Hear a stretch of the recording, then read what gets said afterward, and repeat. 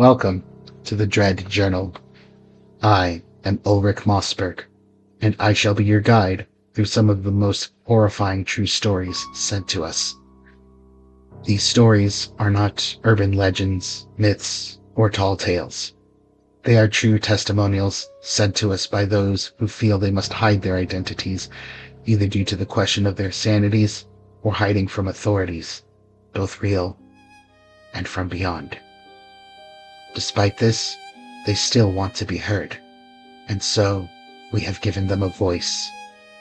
Today, we'll be looking over some of the most terrifying tales sent to us from those who have either worked in a cemetery or visited one, only to learn horrible truths that change their lives forever. Let us look into some of these tales and see what will forever be added into the TheDreadJournal. I've never written anything in my life until now. I'm getting on in my years, and it won't be too long until death claims me. So, I need to share this story with someone, anyone. That's why I sent this to the TheDreadJournal. It'll prove I existed as a man before I turn into something else entirely. My name is Howard Brennan, and I've spent 47 years tending to the dead. I'm 68 now, months from retirement, and there's an irony in that. Spending your entire life caring for those who can no longer care for themselves, only to realize you're closer to joining them than you'd like to admit. Thought I understood death as well as any living person could. I was wrong. It started 3 weeks ago at Oakmont Cemetery in Millbrook, Connecticut. The cemetery board approved opening a new section, land purchased in 1923, but never used. My job was to survey and prepare it for future burials. Simple work. Routine. On the second day, my shovel hit something solid 4 feet down. A wooden casket. But my record showed this section as empty. It was never sold or occupied. I cleared the dirt and found a brass template. Thomas Brennan, 1901 to 1954. My grandfather. But my grandfather was buried in the Brennan family plot on the southern side. I'd maintained his grave for decades, yet here was a coffin bearing his name in earth that should have been disturbed. I walked to his actual grave. The headstone was clean, well maintained, the ground undisturbed. So whose coffin had I found? Every instinct told me to walk away, but I'd spent 47 years opening graves. I'd never been afraid of what I might find inside. Dead were at peace. Bones and dust, nothing to fear. I pried open the coffin lid. My grandfather stared back at me. Not bones, not dust. My grandfather, looking exactly as he had at his funeral back in 1954. His face peaceful, hands folded, perfectly preserved, like he'd been buried yesterday, not 70 years ago. I spent the next week excavating that section. I found coffin after coffin in supposedly empty ground. My grandmother died in 1961, looking as fresh as the day we buried her. My high school teacher died in 1987. My best friend Daniel died 2012. All of them impossibly preserved. All of them with proper graves elsewhere in the cemetery that I'd maintained for years. By the 12th coffin, I couldn't take it anymore. I filled in the holes and went home. I couldn't face the impossibility of what I'd found. 3 days later, there was a knock at my door. A man in his 40s stood on my porch in a slightly dated suit. "Mr. Brennan, I'm Detective James Colby, Millbrook Police. I'd like to talk to you about what you found at the cemetery." I let him in, told him everything. The duplicate coffins, the preserved bodies, people I'd known looking exactly as they had when they died decades ago. He listened carefully, taking notes. He didn't look surprised. "I need to see those graves," he said. "We need to document this properly. Will you take me tonight, after dark? Just you and me, investigating quietly." I agreed, though everything in me screamed to refuse him. That evening, We met at Oakmont Cemetery at 10 p.m. The place was dark except for security lights near the entrance. We walked to the northern hill in silence, flashlights cutting through the darkness. The cemetery felt wrong at night, like the dead were watching. I dug up my grandfather's coffin first. Detective Colby climbed down and opened the lid. He was silent for a long moment. Then, "There's nothing here." "What?" I looked down. The coffin contained only dust and cloth fragments, normal decay, as if I'd imagined everything.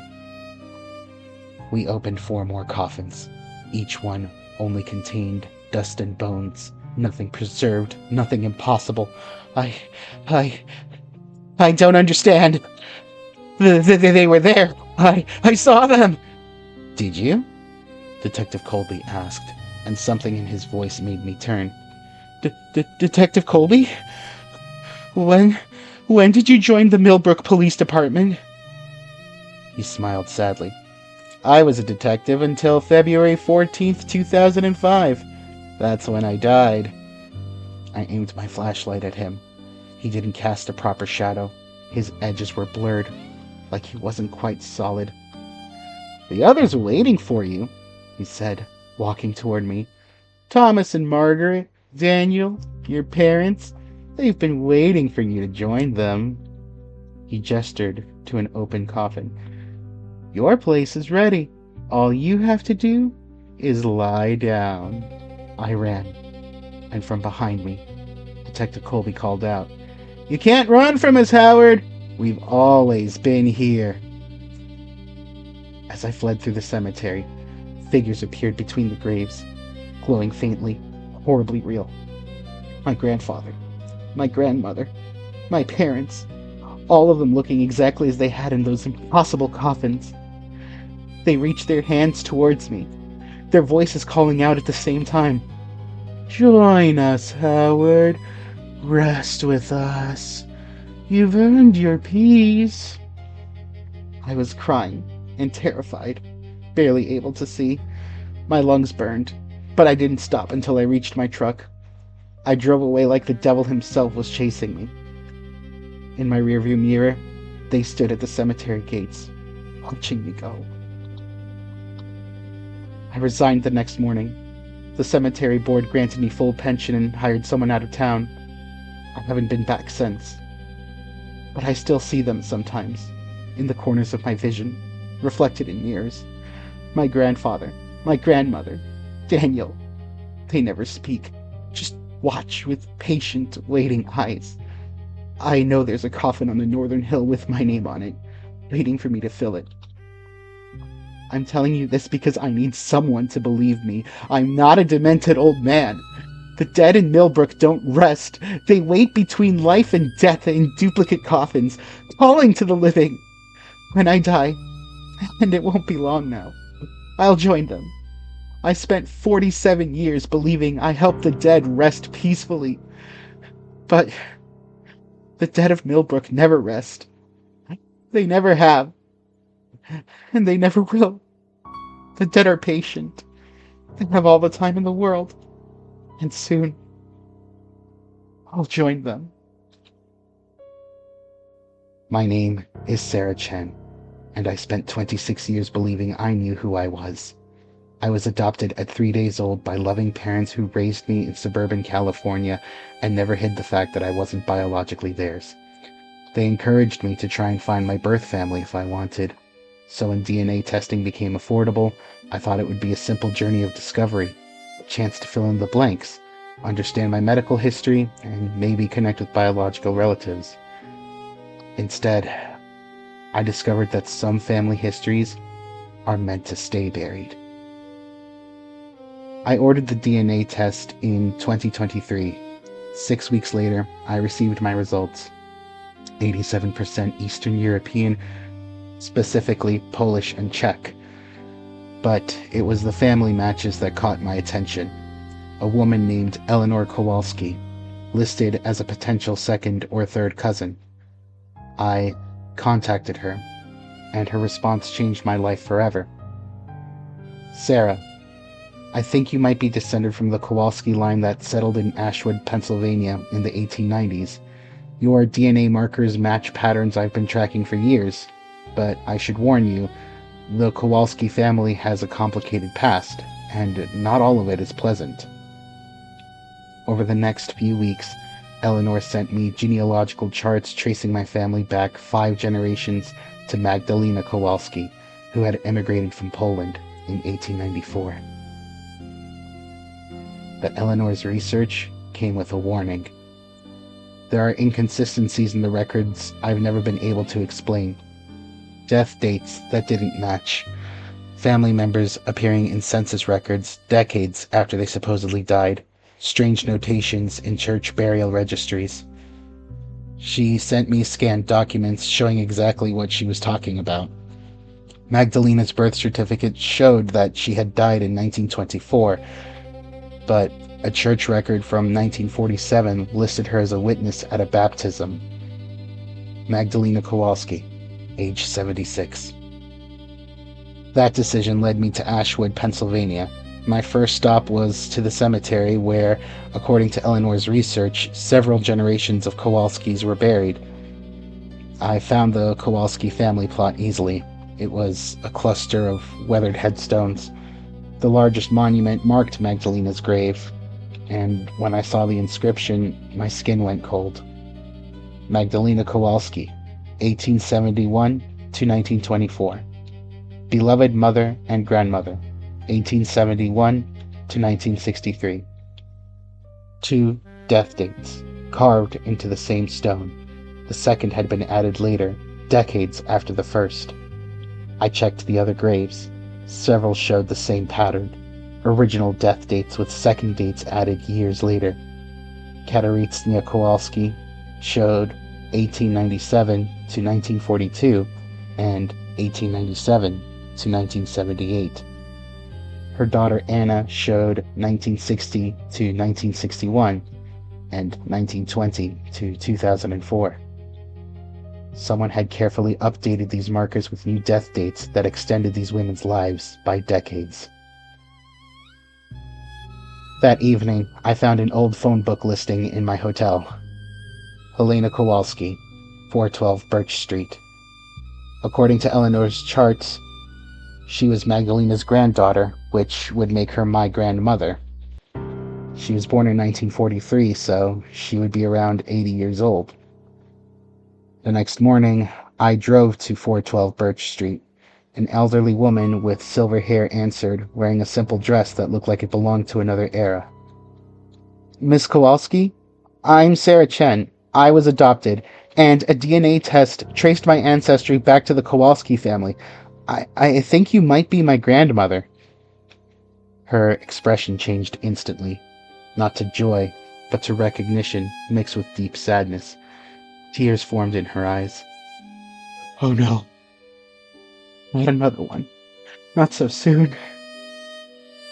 She pulled me inside quickly.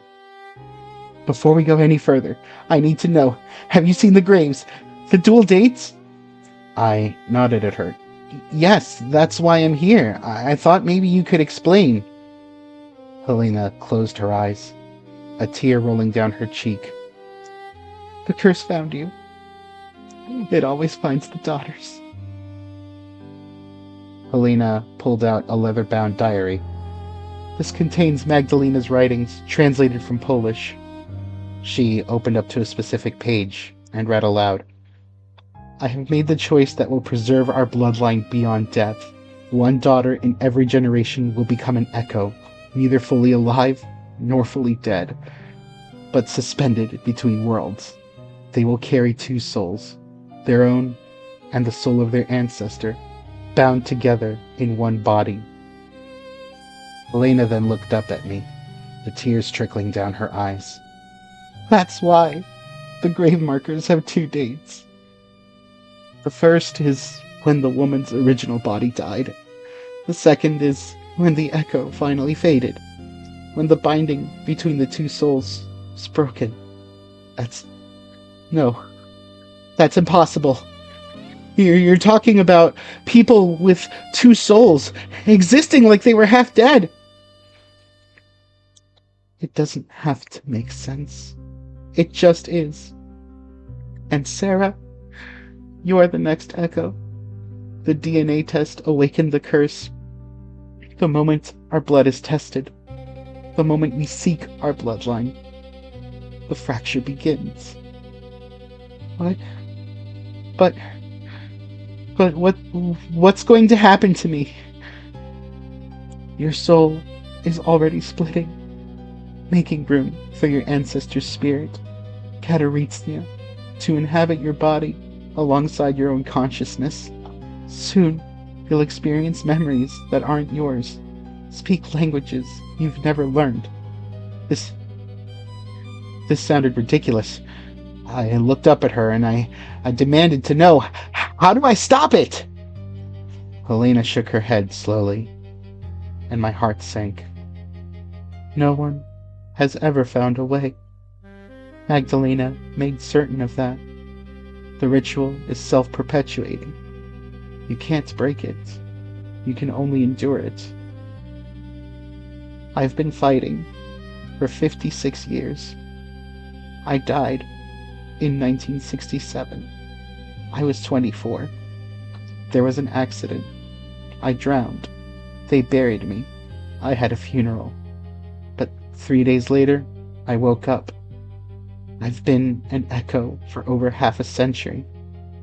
I exist, I think and feel, but I'm not alive. Not really. I backed towards the door. This can't be happening. You're alive. You're standing right there in front of me. Am I? Helena moved to a mirror. Look, Sarah. Really. Look. I looked at the mirror. Helena's reflection was too sharp, too clear, like a photograph. And behind her, I could see straight through to the wallpaper beyond. You can see it now, because the fracture has started in you, Helena said. I stumbled out of her house and drove back to my hotel in a daze. That night, I searched for Helena Kowalski, Ashwood, Pennsylvania. I found an obituary from 1967. Helena Marie Kowalski, 24, dies in tragic accident. The photograph showed a young woman with the same features as the elderly Helena I'd met. Same eyes, same bone structure, but captured at age 24 in 1967. I searched for 412 Birch Street. Google Maps Street View showed nothing but an empty lot overgrown with weeds. There was no house, no structure, nothing. The next morning, I went to the town hall archives. In church records from 1894, I found confirmation. A ritual performed by Magdalena during her voyage to America. A binding of blood and soul, intended to ensure her family line would never be forgotten. But there was more. Entries throughout the decades documented the suffering. 1931, we have tried every rite, every prayer, every ritual known to the Holy Mother Church. Nothing breaks the curse. 1963, Anna Kowalski asks if there's any way to end this. We have no answers. 1982, Helena Kowalski, still an echo after 15 years. Body repairs itself. The curse will not release her. Over the next 3 days, the changes intensified. I began speaking Polish without meaning to. My handwriting changed to elaborate 1900s cursive. I found myself walking routes through Ashwood that I'd never been to before. Routes that Kataritsnia had walked over a century ago. And I started seeing other echoes. Translucent figures in period clothing. A little girl flickering in and out of visibility. Dozens in the cemetery, tending graves that had been theirs. Helena appeared in my hotel room one evening, now clearly translucent, her edges blurred. It's progressing quickly, she said. Because you searched for the truth. The more you learn, the faster it claims you. Magdalena designed it that way. I looked at her, 56 years of suffering etched into her translucent features. How? How do you stand it? You don't have a choice. At first, you rage against it, but eventually, you realize you're not strong enough to fight an immortal curse, so you just exist. You watch the world change while you stay frozen. I hate her. I hate that Magdalena was so selfish, so afraid of death that she cursed every daughter who came after her. I know, Helena said softly. We all hated her, but it won't change anything. If you ever have a daughter, or if there's another daughter born into the bloodline, then the curse will find her, just like it found you. That's what makes this truly hell, knowing it will continue. The bloodline always continues. The curse always finds another daughter. I left Ashwood and returned to California. My adoptive parents noted something was different, but I couldn't explain it. Instead, I told them that the adoption was the best thing that ever happened to me, that not knowing my biological family had protected me for 26 years, that some bloodlines carry curses worse than ignorance. I told them I wish I'd never taken that DNA test, never opened the door to a heritage that came with a price I'd spend the rest of my fractured existence paying. I made them promise that if they ever heard of another Kowalski daughter, they would warn her not to search for her ancestry. Because I know the curse won't end with me. Somewhere, someday, another daughter will be born. She'll take a DNA test, and she'll discover what I did. That some family histories carry curses that transcend death itself.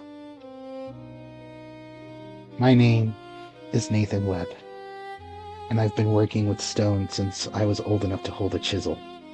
My father was a monument mason, as was his father before him, going back 4 generations. We carved headstones, repaired cemetery monuments, restored historical markers, honest work that connected us to history and helped families honor their dead. I never thought that work would nearly cost me my life. I'm 43 years old. I've spent 25 years in the family business. After my father passed, I inherited his tools, his client list, and his reputation as one of the best stone carvers in the region. That reputation led me to Ridgewood Cemetery in Ashford, Vermont, a small town of about 2,000 people. The cemetery's caretaker, Douglas Merrick, needed restoration work on colonial-era monuments. Simple work, routine, something I'd done dozens of times before. On my first day surveying the monuments, I found something odd. On the back of an 18th century obelisk marking Nathaniel Blackwood's grave, there was an additional inscription, newer, sharper, and obviously recent. Also remembered, Sarah Mitchell, 1989 to 2024. Taken too soon, now rests in shadow. She had apparently died this year of 2024, a massive gap from the monument's original date of 1789. Bliss examined it. Founding families occasionally add names to their monuments. Extended family, I suppose. But as he showed me more monuments needing restoration, I found other modern inscriptions on 3 others. Jennifer Holloway, 1995 to 2024, lost but not forgotten. Marcus Munson, 1987 to 2024, claimed by darkness. Rebecca Thornton, 1992 to 2024, gone to shadows. All death dates from 2024, all using the same strange phrasing about shadows and darkness, all carved recently. Too deep, too sharp, and far too clean. That evening, I searched online for those names paired with 2024 and the state of Vermont. What I found made my blood run cold. Sarah Mitchell, 23, missing since March 2024, last seen leaving her apartment in Burlington. Jennifer Holloway, 29, missing since January 2024, disappeared while hiking near Ashford. Marcus Munson, 37, missing since May 2024. Car found abandoned, no sign of him. Rebecca Thornton, 32, missing since August 2024. Vanished from a parking lot in broad daylight. 4 people, all missing in 2024, all from the same area, and their names were carved into centuries-old monuments with cryptic phrases about shadows and darkness. This wasn't a coincidence. It couldn't have been. The next morning, I went to Douglas's office. Those inscriptions, they match missing persons reports. 4 people who disappeared this year. Their names are carved on your cemetery monuments. Douglas's expression hardened. That's quite a coincidence. Look, Douglas, I think something's going on here. Something that needs to be reported to the police. The police are well aware of the missing persons cases. What the founding families inscribe on their monuments is their business.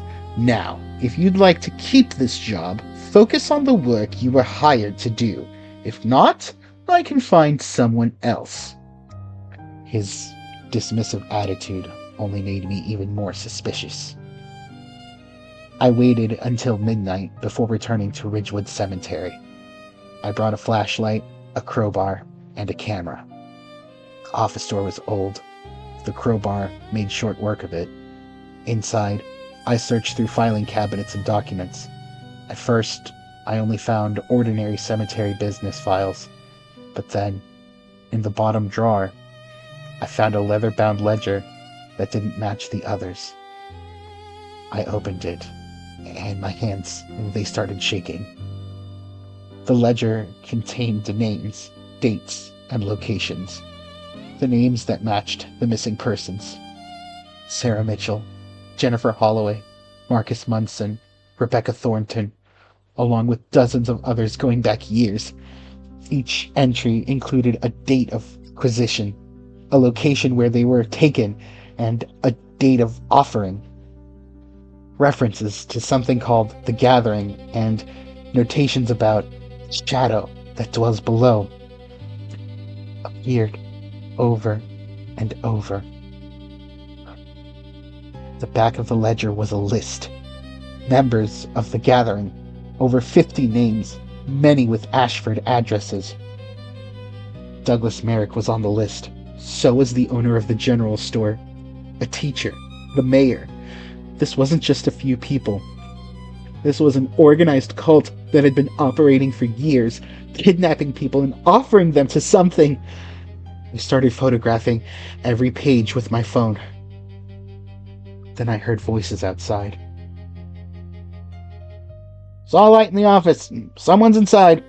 Check the door. If it's forced, alert Douglas immediately. My blood turned to ice. I shoved the ledger back, ran to the window, and dove through as the office door opened behind me. He went out the window! After him! I ran through the cemetery, weaving between monuments. Behind me, at least 3 people were pursuing, calling to each other. Block the main gate! Check the east fence! I reached the back fence and scrambled over, my shirt tearing on the iron spikes. I crashed through underbrush until I reached my truck. Douglas Merrick and another man emerged from the trees as I got my door open. Stop! You don't understand what you're interfering with! I floored it. My tires screeched, and in the rearview mirror, Douglas stood in the road, watching me go. I drove straight to the Ashford police station. There was a young officer on duty. I need to report. There's something happening at Ridgewood Cemetery. Evidence of a kidnapping. A ledger documenting everything. The officer's expression changed. not to concern, but to resignation. "The gathering," you said? "Yes! There are dozens of names, people who have gone missing over the past decade, a list of cult members, including the cemetery caretaker." "Mr. Webb, we get this report every few months. Someone finds something at the cemetery, makes connections, comes here claiming there's a cult." "Because there is a cult! I photographed it!"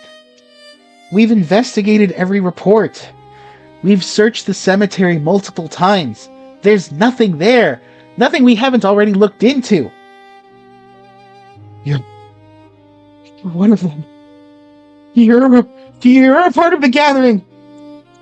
"Mr. Webb, I think you should go home and get some rest. You're protecting them. That's why nothing gets investigated. That's why evidence always disappears." I was already backing toward the door, then running to my truck. The officer didn't follow. I drove for 2 hours until I reached a town far from Ashford. I checked into a motel and pulled out my phone to look at the photographs. Every photo was corrupted. Black squares with error messages. Whatever I'd photographed had been wiped. I had no proof, no evidence, just my word against an entire town. I thought about going to the state police, to the FBI, but the officer's words rang in my head. "We get this report every few months." How many people had discovered what I'd discovered? How many had been dismissed or silenced? If the local police were involved, who else might be a part of the gathering? How far did their influence extend? I didn't trust anyone. For all I knew, the gathering had members throughout the region. Hell, maybe the country. So I left Vermont entirely, sold my workshop and tools, didn't tell anyone where I was going, and drove west. I won't say where I ended up, but I found work as a carpenter. I decided I was done with stone carving and cemeteries. But I still think about those names. Sarah Mitchell, Jennifer Holloway, Marcus Munson, Rebecca Thornton, the dozens of others in that ledger. I had to send this to the TheDreadJournal because someone needs to know what's happening in Ashford. There's a cult operating in that town, kidnapping people and doing things to them I don't want to imagine. A lot of those missing persons reports that you read about, some of them probably end up in places like the Ridgewood Cemetery, their names carved into the ancient monuments as offerings to something that dwells in shadow. I don't know what the gathering worships or what the shadow that dwells below means or even is. And I don't want to know. When you read about people who vanish without a trace, some of them might end up captured by these cults that are just waiting in the darkness. If you're planning to visit Ashford, then please go somewhere else. And to all the stonemasons out there, pay attention to the stones that you carve and restore. Because sometimes the inscriptions tell a story far more horrifying than any epitaph should be. My name is Tom Kennedy, and I worked as a cemetery groundskeeper at Oakwood Memorial Gardens in southeastern Pennsylvania for 23 years. I maintained over 40 acres of burial grounds, cared for thousands of graves, and took pride in creating a peaceful final resting place for the deceased. There was a reason I left that line of work, and it really has to do with the fact that I learned something while working in the cemetery. Something that hopefully prevents others from falling into the same fate. Ulrich, thanks for letting me share this story. It's been bothering me for a while now, and someone has to know about this. Cemetery maintenance is routine work. Mow grass, trim headstones, plant flowers, repair monuments. It's quiet work that most people find morbid, but I appreciated the solitude. The dead don't complain or make demands. Everything changed in March of 2021 when ownership transferred to a corporate management company. The new regional manager, Jessica Kimball, was 32, fresh from business school, armed with spreadsheets and efficiency metrics. Tom, I've reviewed your maintenance schedules. I'm seeing significant opportunities for optimization. You're spending 17% more time per acre than industry standards suggest is necessary. I've been doing this job for 23 years, but apparently some spreadsheet knew better. I figured we'd settle into an uneasy coexistence. I'd maintain the cemetery properly, and she'd generate her reports. That lasted exactly 2 weeks. I started noticing that someone else was working my grounds. I'd leave a section with overgrown grass on Friday evening, planning to handle it on Monday. But when I returned, the grass was neatly trimmed, weeds pulled, and fresh flowers planted around headstones that hadn't received attention in decades. No other vehicles were in the parking lot. There was no signs of modern equipment being used, and no indication that anyone else had been there. That's when I found the vintage tools, old-style manual grass shears from the early 1900s, a hand-cranked aerator that looked like it belonged in a museum, a wooden-handled edging spade worn thin from decades of use. Each tool would appear mysteriously near maintained graves, then vanish. The work was impeccable, better than my own, but the flowers disturbed me the most. They were old-fashioned varieties that hadn't been commonly planted in decades. Victorian morning flowers that required specific knowledge to cultivate, like forget-me-nots. When I reported this to Jessica, her reaction was exactly what I'd expected. Tom, you're concerned because someone is doing free maintenance work? No. Someone is trespassing and conducting unauthorized groundskeeping. That's a liability issue. Or it's the community members volunteering their time, which reflects poorly on your maintenance standards. Someone cares enough about Oakwood to improve it without compensation, and you're treating it like a crime. I left my office knowing that I was on my own. Jessica must have thought I was some old man resistant to change, so she wasn't going to help me. That's when I decided to come back on a Saturday night to see exactly who was doing the work. I parked outside the main gates around 11 p.m. The cemetery was different at night. Shadows stretched between monuments. Old trees creaked pockets of absolute darkness. Around 12:30 a.m., I heard the distinctive sound of manual grass shears cutting through overgrown vegetation, so I moved carefully towards the sound. When I saw him, I finally understood why no one had seen him before. He was barely visible, not invisible, but not quite solid either, like looking at someone through a thick fog. He wore work clothes from the early 1900s, canvas pants, a collarless shirt, a flat cap shadowing his face. He worked with practiced efficiency, trimming grass around a headstone dated 1889 using antique shears. His movements were precise, mechanical. That's when I heard it. As he dug around the grave's edges, something came from beneath the earth. A sound. It was faint at first, but then it was unmistakable. It was sobbing, quiet, desperate crying from deep underground. Phantom Groundskeeper continued his work, oblivious, almost, to what was going on. He planted more forget-me-nots, patting down the soil, and as he did, the sobbing grew louder. I stepped backward. My boot scraped against a stone. The groundskeeper's head snapped up, his shadowed face turning toward me. His face was weathered, deeply lined from decades of outdoor work, but his eyes were focused, aware, filled with an intensity that suggested he knew exactly what he was doing. You shouldn't be here. This is my work. Been my work for 130 years. Who are you? Name's William Marsh. Been groundskeeper at Oakwood since 1891. died in 1924, but the work doesn't stop. Oh no, it can't stop. It's too important. Work? What work? Maintaining the seals. He gestured, looking toward the ground.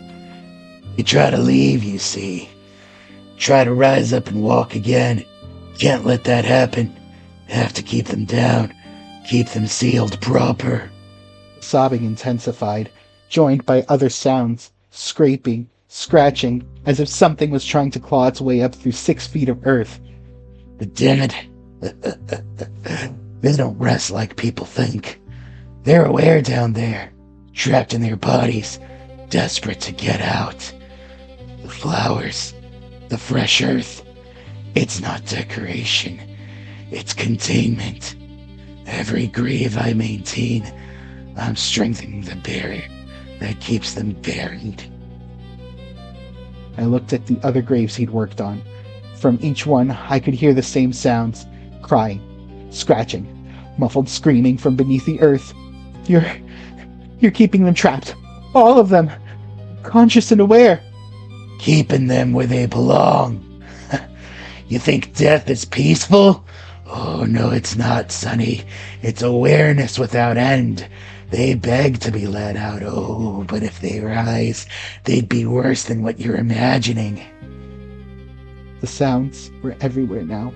Hundreds of voices, maybe thousands, all crying and screaming from beneath the earth. Why? Why are they still unconscious? Because this ground was never consecrated proper. Whoever founded Oakwood back in 1847 made mistakes. Every soul buried here stays aware, trapped in their decaying bodies forever. My work keeps them contained, but it doesn't give them peace. Nothing can give them that. No. I have to tell people. They have to know. Know what? That their loved ones are screaming beneath the ground? Oh, go ahead and tell them that, and they'll take everyone up. But you can't save them. Oh, you can only keep them contained. But I can't just leave them like this. Sonny boy, you can't help them. No one can. The best you can do is stay away, let me do my work, and be grateful that you're not down there with them. I ran from that cemetery, the sounds of hundreds of screaming dead following me all the way back to my truck. On Monday, I told Jessica everything about William Marsh, the sounds beneath the graves, his explanation about unconsecrated ground. Jessica's expression went from concern to belief, and finally to contempt. Tom, you need to take time off. Maybe see a counselor. What you described sounds like a mental health crisis. No, you don't understand. I heard them, Jessica. Hundreds of voices screaming from beneath the ground. No.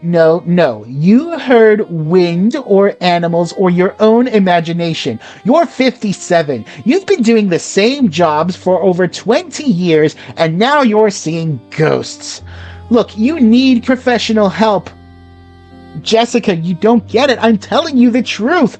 No, you're creating fantasies about why you're the only one who can properly maintain these graves on these grounds and making excuses for it. So you know what? I'm going to suspend you pending a fitness for duty evaluation. The company psychiatrist concluded that I was suffering from occupational burnout and possible early cognitive decline. I was offered early retirement if I agreed to leave quietly. I took it and moved out. I couldn't stop thinking about those sounds. The sobbing, the scratching, the desperate screaming of thousands of souls trapped in their graves. And 6 months later, I saw the obituary. Jessica Ann Kimball, 33, dies in cemetery accident. She'd fallen and struck her head on a monument in Section G during a late-night inspection, and the final paragraph made my blood run cold. In accordance with her family's wishes, Kimball will be buried at Oakwood Memorial Gardens. She was going to be buried in the same place where unconsecrated ground kept thousands of souls trapped in an eternal consciousness. I called Oakwood's main office. "This is Tom Kennedy. I used to work there. Tell Jessica Kimball's family not to bury her at Oakwood. Tell them to choose a different cemetery, any other cemetery." "Sir, I'm not authorized to interfere with funeral arrangements. Please, just tell them." "Sir, I'm going to have to disconnect this call." The line went dead.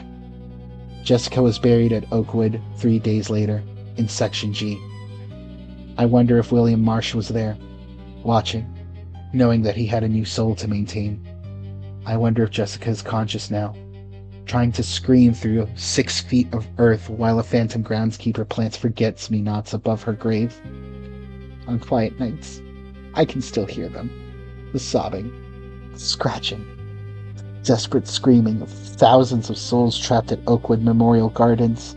And now, Jessica's voice is among them, probably still insisting that everything can be explained by efficiency metrics, even as she claws at the earth, trying to escape a nightmare that will never end. My name is Marcos Rivera, and I'm 24 years old. 3 months ago, I was trying to escape a life of gang violence in South Los Angeles, bouncing between shelters and watching my back every time I walked down the street.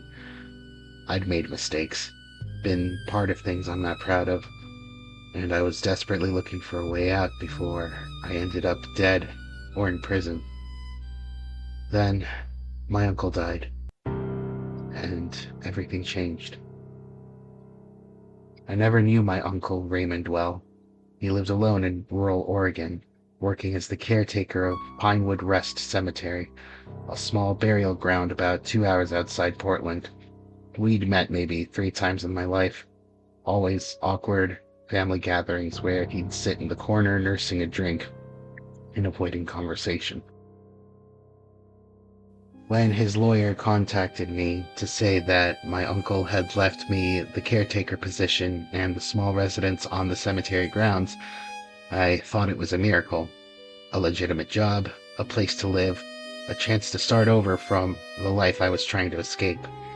And the fact that it was in Oregon instead of LA was a blessing in and of itself. I should have wondered why my Uncle Raymond left everything to a nephew he barely knew. I should have asked more questions about how he died. I should have been more suspicious that the lawyer had seemed relieved when I accepted the position immediately. But I was desperate, and desperate people don't ask the right questions. I arrived at Pinewood Rest on a gray October morning. Everything I owned was packed into 2 duffel bags. The cemetery was small, maybe 3 acres, surrounded by dense pine forest that gave the place its name. The graves dated back to the 1920s, weathered headstones scattered across gently sloping hills. The caretaker's residence was a small cottage at the edge of the property, 2 rooms and a bathroom. Simple, but definitely more than I'd had in months. The lawyer had said Raymond's personal belongings were still inside, and I could keep them or get rid of them according to how I saw fit. The cottage was exactly what I'd expected from a man who'd lived alone for some decades.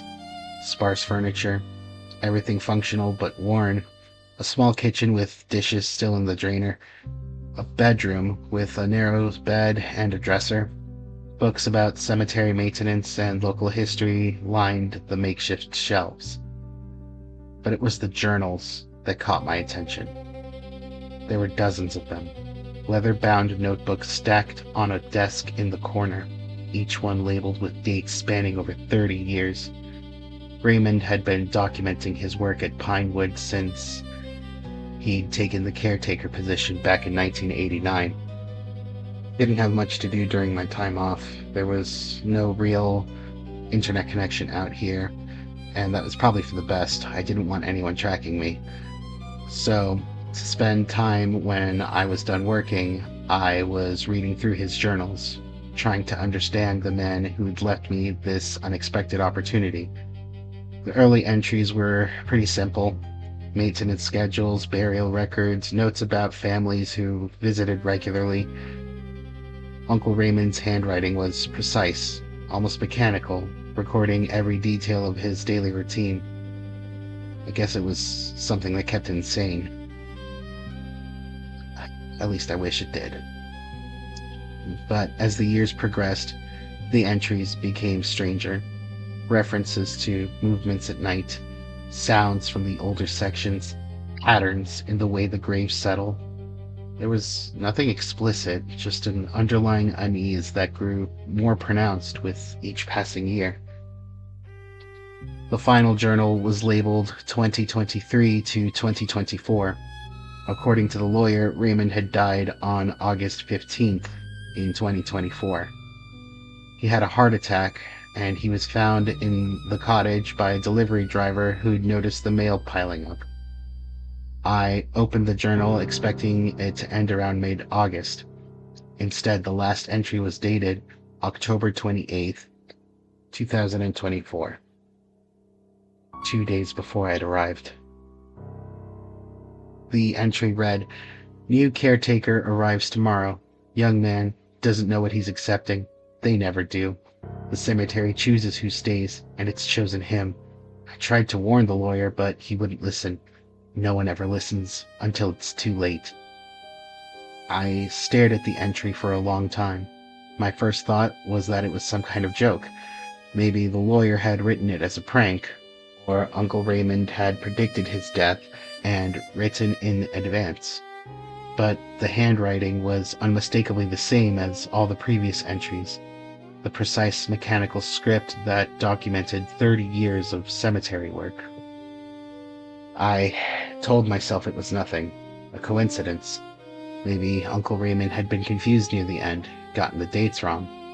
I set the journal aside and went to bed, trying to ignore the unease settling in my stomach. The next morning, I opened the journal again. Below the entry I'd read the night before, there was a new one, dated October 30th, 2024. Today. The new entry read, "He's found the journals. Good. He needs to understand what's expected of him. The cemetery requires maintenance, but not the kind he thinks. Every grave here is a seal, keeping something contained. Miss even one day of proper care, and the seals weaken. Let them weaken too much, and what's beneath comes through." My hands were shaking as I read. This wasn't possible. Uncle Raymond was dead. I'd seen the death certificate signed by a county coroner. Yet, here was an entry in his handwriting, written today, referencing me finding the journals last night. I spent the day trying to rationalize it. Maybe I had missed the entry yesterday, not noticed it in my quick read-through. Maybe the ink had been invisible and only became visible over time. Any explanation, no matter how absurd, was better than accepting that a dead man was still writing in his journal. But when I checked again that evening, there was another new entry, dated October 31st, 2024. "He's scared now. That's good. Fear keeps you careful, and careful is what you need to be here. The graves in Section C haven't been tended in 3 days. He needs to start there tomorrow morning. Specific flowers, specific prayers, specific patterns. I've left instructions in the supply shed. Follow them exactly, or the seals will fail." I ran to the supply shed, a small building near the cottage. Inside, among the tools and equipment, I found a handwritten manual, instructions for maintaining each section of the cemetery, detailed rituals that went far beyond normal groundskeeping. I spent the whole day trying to make sure that whatever seals were there weren't going to fail. The next morning, I drove into town and went straight to the police station. I needed to tell someone what was happening, get someone to believe me. The officer at the desk looked at me with immediate suspicion. "Marcos Rivera, We've got a bulletin about you from LAPD. Says you're affiliated with the East Side Kings, wanted for questioning in connection with... Look. I left all that. Look, I promise, officer, I'm trying to start over. But there's something wrong at the cemetery. My uncle's journals, they have entries dated after he's died. Mr. Rivera, are you on something right now? What?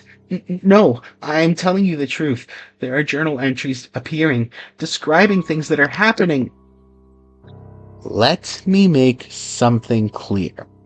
You're here because your uncle left you that property, and we can't legally prevent that. But we know who you are and what you were involved with in California. You start causing problems, making up stories about dead men, writing in journals, and we'll find a reason to send you back to LA. Understand? I left the station knowing I was on my own. My past had followed me here, making me unreliable in the eyes of anyone who might be able to help me. Back at the cemetery, I followed the specific instructions like they were the letter of the law. The instructions were specific and bizarre. Certain flowers planted in exact patterns, verses from text I didn't recognize, recited while working, particular attention paid to graves that showed signs of settling improperly. I followed the instructions exactly, working Section C according to Uncle Raymond's detailed notes. The work took all day, but by evening, I'd completed everything the manual specified. That night, I checked the journal. There was a new entry, dated November 1st, 2024. Good. He's learning. Section C is stable for now, but he needs to understand that this isn't temporary. This is forever. The cemetery doesn't let its caretakers leave. I thought I could retire. Thought I could pass the responsibility to someone else and finally be free. I was wrong. The cemetery doesn't let its caretakers leave. Over the next 2 weeks, the pattern became clear. Every morning, a new entry appeared in Raymond's journal, always in his precise handwriting, always describing what I needed to do that day, and every instruction involved maintaining the seals, the specific rituals and maintenance that supposedly kept something contained beneath the graves. I tried to ignore the instructions once, skipping the elaborate ritual for Section B and just doing normal maintenance. That night, I heard sounds from the cemetery, scraping, like something digging from beneath the earth, moaning that seemed to come from multiple directions at once. I ran outside with a flashlight and found graves in Section B had sunk several inches. Earth was collapsing inward, like there was something below that was pulling it down. Panicked, I spent the next 4 hours performing the rituals that the manual had prescribed. I followed each detail exactly.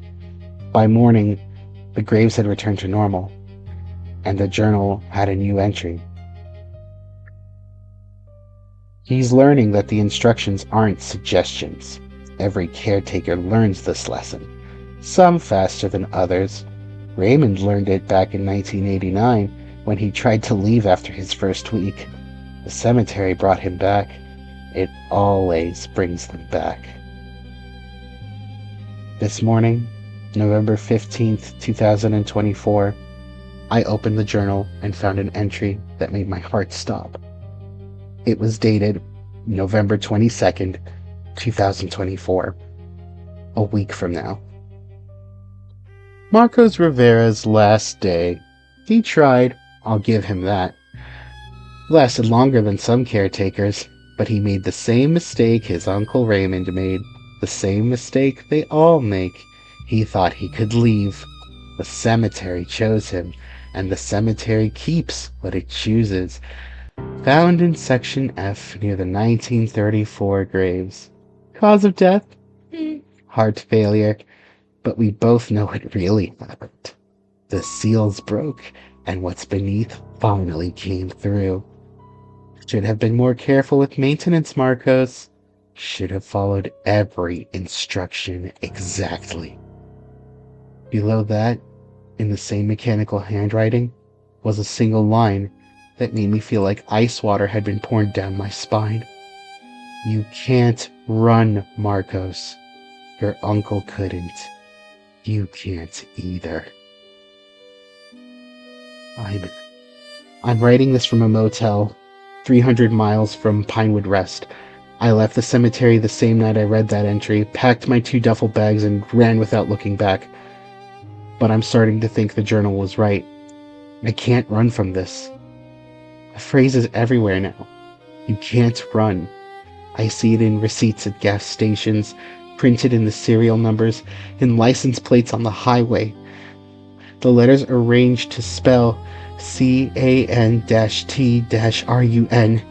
in the patterns of cracks on the motel room walls, forming words when the light hits them just right.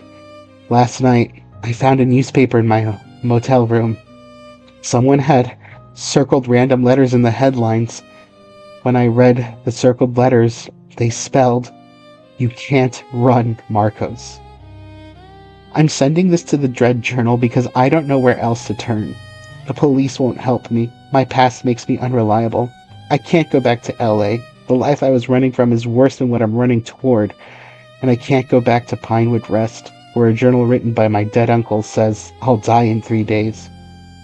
But I don't think I can run from this either. The cemetery chose me, and it's not letting me go. If you're reading this, then please use my tale as a cautionary one. If you ever receive notification of an unexpected inheritance, a caretaker position at a remote cemetery, cottage on the grounds, a chance to start over, please don't take it. Don't make my mistake. Don't let desperation blind you to the questions that you should be asking, because some opportunities aren't opportunities at all. They're traps. And once the cemetery chooses you, you can't run. No matter how far you go, no matter how fast you move, the cemetery will bring you back. Just like it brought back every other caretaker that came before me. Just like it's bringing me back now. I can see the phrase again on the wall of this motel room, written in what looks like dust, but I can't wipe it away. You can't run, Marcos. It's November 24th, 2024. According to the journal entry, I have 1 day left, and I know that with absolute certainty that I'll be back tomorrow at Pinewood Rest, standing in Section F near the 1934 graves, waiting for the seals to break and for whatever's beneath to finally come through. I just want somebody to know my story. Anybody, before I go away for good. However this reaches the Dread Journal is not what's important right now. Consider this my last will and testament. I leave the cemetery to no one. I don't want the cemetery to choose anyone else. Because the cemetery chose me, and the cemetery always keeps what it chooses. If you're enjoying this video, please be sure to like and subscribe, and hit the notification bell so you get all of our latest videos. And if you have stories that you want to share with us, please send them to me, Ulrich Mossberg, at TheDreadJournal@gmail.com. My name is Dr. Elizabeth Harper, and I'm 34 years old. I've always been someone who values order, efficiency, and rational explanations. I have a doctorate in archival science, and I've spent my career organizing historical tools, records, creating databases, and bringing outdated filing systems into the digital age. I don't believe in supernatural nonsense. I believe that for every strange occurrence, there's a logical explanation waiting to be discovered.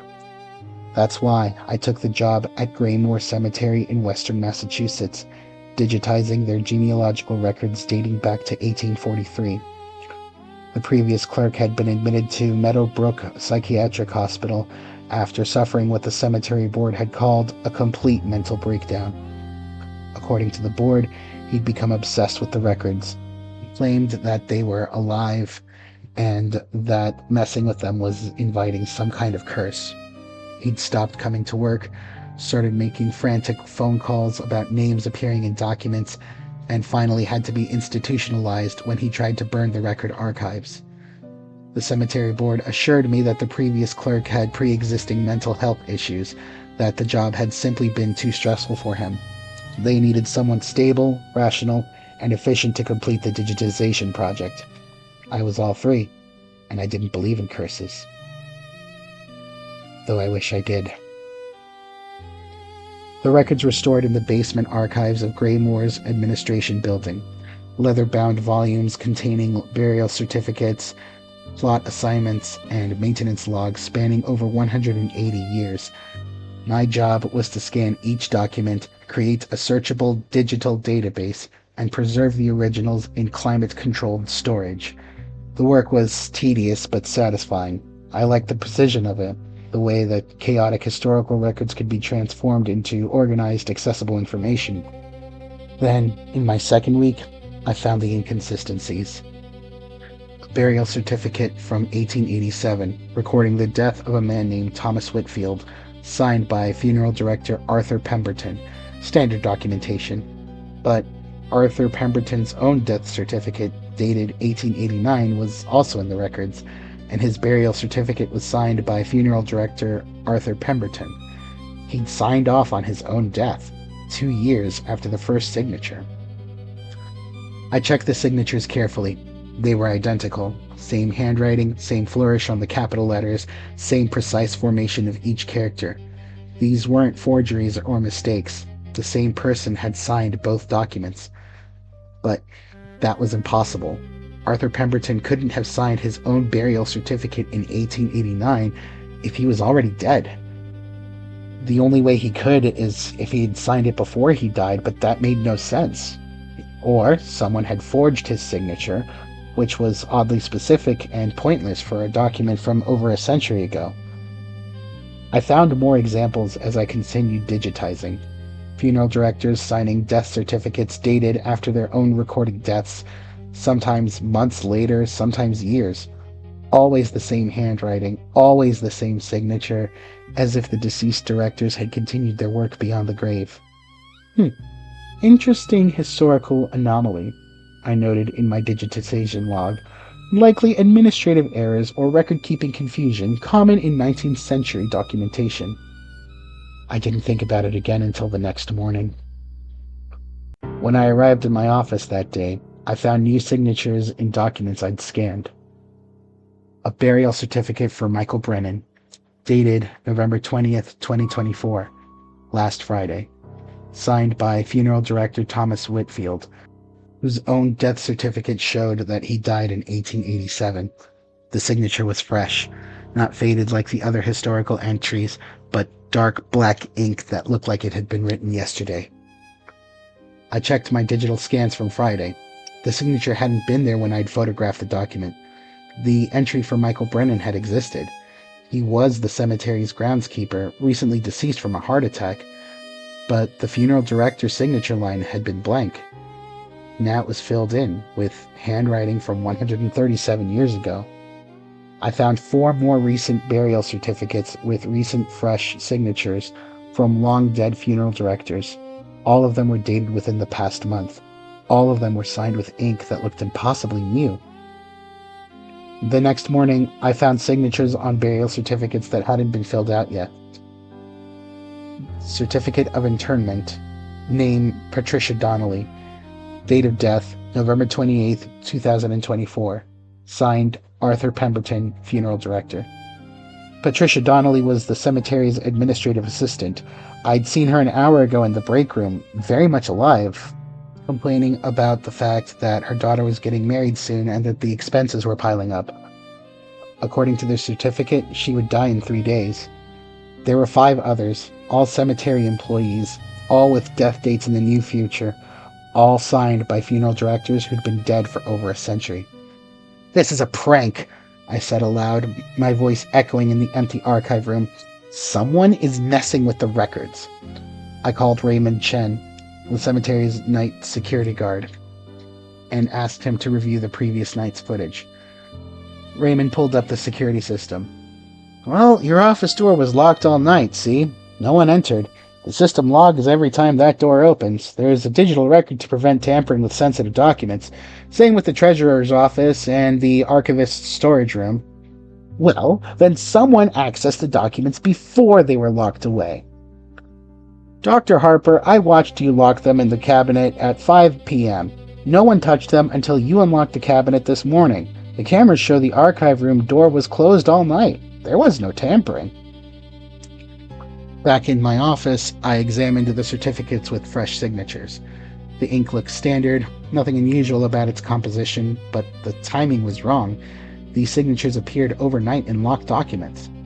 Then I remembered something from my archival training. Invisible ink that becomes visible when exposed to heat. Prank technique, which was simple but effective. I held one of the certificates near my desk lamp, letting the warmth from the bulb heat the paper.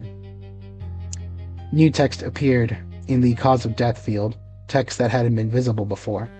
Cause of death, vehicular accident, Route 9 near mile marker 47. And below the funeral director's signature, another name appeared in fresh, dark ink.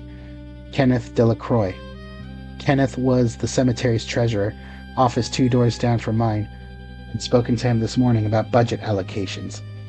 Temperature-activated ink. Someone's playing an elaborate prank with specialty inks that reveal themselves under the specific conditions. But I was unnerved that the prank specifically targeted my coworkers. In the detail about Route 9, mile marker 47, that was oddly specific for a joke. I resumed my digitization work, trying to ignore the growing unease in my stomach. Then, Patricia Donnelly died on November 28th, exactly as her certificate predicted. Sudden stroke while shopping for wedding decorations. Dead before the ambulance arrived. Kenneth Delacroix died on December 2nd. Vehicular accident on Route 9, near mile marker 47. His car had inexplicably swerved off the road into a tree. 3 other cemetery employees died over the next week, all matching the death dates and causes listed on certificates that I had found in the records. Certificates that had been blank, then filled in with signatures from long-dead funeral directors. And then I realized something horrifying. The deaths had started accelerating after I'd heated the documents with my lamp. Before I'd done that, only Patricia's certificate had shown a death date. After I'd applied heat, revealing Kenneth's name and cause of death, the others had appeared too. Warming the pages made the predictions happen faster. So, against my better judgment, I drove to Meadowbrook Psychiatric Hospital to visit the previous records clerk, Martin Keyes. I needed to understand what had happened to him, whether he'd experienced the same thing. Martin was 53, gaunt and pale, sitting in the hospital's common room staring at nothing. When I introduced myself as his replacement, his eyes focused with sudden intensity. No, you have to run. Run before you kill everyone in the town. Whoa, Mr. Keyes, I just need to understand what happened to you. The pages. You've been reading them, opening them, warming them up. Every time you expose a new name, you're making it real. Our records don't predict deaths, they cause them. Stop reading them. Destroy them, or everyone in Greymore is going to die. What? No, that's not rational. Documents can't cause deaths. There has to be a logical explanation for this. He slammed his fist on the desk with a loud thud. There is! The cemetery was built on cursed ground. The founders knew it. The records are the curse itself, written in ink that feeds on being read. Every name you see, every page you warm up, every signature that appears, you're giving the curse power. You have to stop before it's too late. The orderlies came and pulled Martin away from me. And I left the hospital convinced that he was exactly where he needed to be. He was delusional, paranoid, dangerous to himself and others. His warnings were the ravings of someone who had had a mental breakdown. I drove back to Greymore, back to my office, back to the records that needed digitizing. I was a professional, so I had a job to complete. I would not be deterred by superstitious nonsense.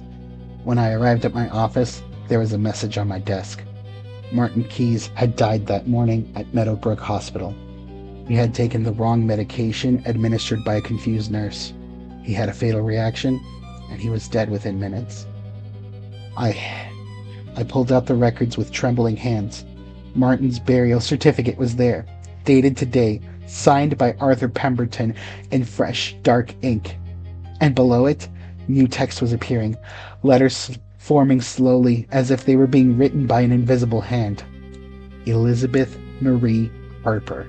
Date of death, December 19th, 2024. 4 days from now. I ran from my office. I left the records open on my desk. I got in my car and drove, not caring about direction, just needing to be away from Greenmoor Cemetery and the documents that finally I had to accept that they were cursed because they were writing my name in real time. I drove to another town 2 hours away, checked into a motel under a false name, and tried to tell myself that I was safe, that distance would break whatever was happening. But everywhere I looked, I saw my death date. On the motel's digital clock, 12:19. On a digital receipt from the gas station, transaction number 121924. On a license plate in the parking lot, DEC-19.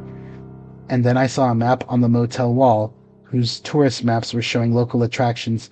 Someone had circled a cemetery in red marker. Riverside Memorial Cemetery, Springfield, Massachusetts, the town I had run to. The text beside the circle, written in handwriting I recognized from the Greenmoor records. Elizabeth Harper, final resting place. The cemetery was changing. The records were updated. I would die on December 19th, but I wouldn't be buried in Greenmoor anymore. I'd be buried no matter where I ran to, because the records adapted, evolved, predicted not just death, but every detail of what came after. That's why, when I saw that there was somebody collecting these stories and posting them online, I knew I had to do the same. I had to send this to TheDreadJournal on December 15th, 2024. I have 4 days left. I know I can't run from this. Martin Keyes tried to warn me, and I didn't listen. He died for trying to stop me from making this mistake. The records at Greenmoor Cemetery are still in my office, still open on my desk, still writing new names and death dates in ink that appear from nowhere. Someone needs to find them and destroy them before they kill everyone in the town. Burn them, shred them, pour acid on them. I don't care how you do it. Just destroy those records before they finish writing their way through every living person in Greenmoor. And I don't think it'll stop there. The curse feeds on being read, and I fed it for weeks before I understood what the hell was going on. Every page I scanned, every document I digitized, every time I tried to apply heat to reveal hidden text, I was giving the curse more power to predict, to cause, to execute deaths with perfect precision. Death always has its due. And the Greenmoor records are the invoice, written in advance, signed by funeral directors who never stopped working, even after their own deaths. If you're reading this or listening to this, however TheDreadJournal does this, then please, before December 19th, whenever my name becomes the latest signature in that ledger that should have never been opened, please find someone to destroy it. The curse won't stop in Greenmoor. Don't let yourself be the next one to have their name written down. I'm typing this up while my family is asleep. My wife, bless her heart, wouldn't dream of speaking about this to another person. Then I learned about TheDreadJournal. Even if she finds out I sent this story to this channel, there's not much she could do about it. I just need someone to know what happened. People have lost their lives due to this, and I can't live with myself if I don't let someone know. My name is Robert Chen, and I'm 46 years old. I ran Chen's Floral Design in Blackwood, Oregon, a small shop that my parents started back in 1982. I grew the flowers, my wife Linda handled the books, and we built a good, quiet life. Our 2 kids are in middle school, business pays well enough to support our lifestyles, and We can sometimes take vacations every few years or so. Specialize in flower arrangements for funerals. It's steady work, respectful work, and I take pride in creating beautiful tributes for the deceased. I never thought that work would put my family in danger. I never thought that work would end up taking the lives of people. It started 3 months ago with an unusual order. Most funeral arrangements are purchased by family members who come to the shop or call from recognizable numbers. This order came through our online system at 2 a.m. A standing arrangement for weekly delivery to Oakwood Cemetery, plot 247, section C. The customer name was Margaret Whitfield. Payment confirmed immediately from a Wells Fargo account. Delivery instructions: placed directly on headstone, no contact necessary. I prepared the arrangement personally. White roses and lilies, classic and elegant. That Saturday, I drove to Oakwood Cemetery and found plot 247 in section C. The headstone read, Margaret Ann Whitfield, 1934 to 2018. Beloved grandmother and mother. The name matched the order exactly. Must be a descendant, I reasoned. It's probably some daughter or granddaughter with the same name ordering flowers for the grave. I placed the arrangement and drove home, thinking nothing more about it. That evening, Linda called me while I was closing the shop. Robert, we have a problem. The bank called. That payment from Margaret Whitfield? That account closed in 2018. They're flagging the payment as fraudulent. Within 2 days, we were under investigation for wire fraud. An FBI agent named Special Agent Michael Torres appeared at our shop with 2 colleagues, demanding to see our financial records and transaction logs. Mr. Chen, you received $4,500 from a bank account that was closed 6 years ago. The account holder is deceased. Can you explain how that's possible? I shook my head at him. I can't. The order came through our online system. The payment was processed normally, and I delivered the flowers as was requested. Someone is using stolen account information to make your purchases through your business. Either you're complicit or your systems have been compromised. Linda pulled up our transaction records, showing years of legitimate business. We've been running this shop for over 40 years. Our family has never... She was interrupted when the phone rang.